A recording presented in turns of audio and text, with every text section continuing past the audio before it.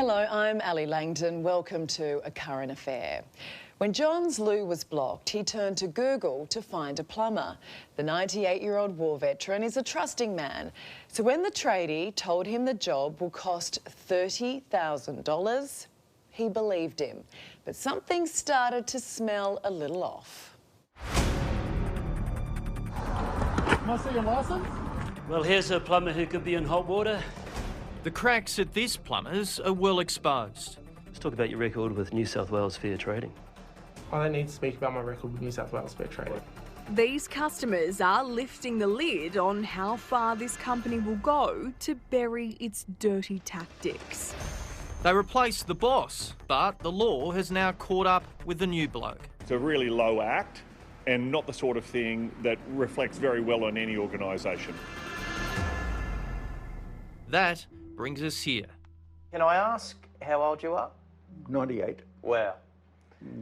You're doing all right for 98.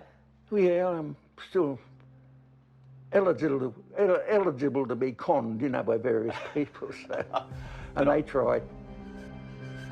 World War II veteran John Rose didn't want a battle, he just wanted his loo fixed. I heard a glug, that's all in there, and generally means a bit of a blockage, so I looked up the, what do you call that bloody thing, Google, for a plumber, local plumber. He found Dan's Plumbing, which turned out to be Point Plumbing, some of the many companies run by the same mob. He came back and he said, I've been under the house and the sewage is leaking out under your house, you see. We're going to have to replace a couple of pipes. I said, oh, yeah. He said, that's going to cost you another $30-odd thousand, you see. How much? Another 30-odd thousand. After paying a $6,000 deposit, John and his best mate got talking over a VB and Just Juice and suspected they were being taken advantage of. I trust people, you know, I think, oh, well, he must be honest, he said you won't get any cheaper. That's what he said, you won't get any cheaper. And it's a lifetime guarantee. Well, I'm 98. Lifetime guarantee, how long's it got to last, you see? John and Paul had the last laugh. They called another plumber. Paul's plumber came in, looked under the house, nothing had been touched. No dirt had been turned over. There's supposed to be leaking sewage, wasn't there. Paul's mate's plumber fixed it for $550 in 20 minutes. $30,000 down to just $550. How thankful were you for him to come in and say, hang on a second here? Ah, kiss his foot. Gave him a bottle of my wine there as a thank you. The handiwork of this duo's helped the New South Wales government suspend Charbel Alha for 60 days. Charbel, where are you going? I've got a few questions for you. A Current Affairs tried to speak with the Director of Australia Trades multiple times. Most of the complaints relate to overcharging. New South Wales Building Commissioner James Sherrard. You need a very thorough investigation in order to ensure that the penalties that you're going to apply to those offences stick, and so hopefully we can put these people out of the industry for good. Charbel Alha inherited some of the business names from Australia's worst plumber. Jace the Ace, or is it Jace the Joker? What are you talking about?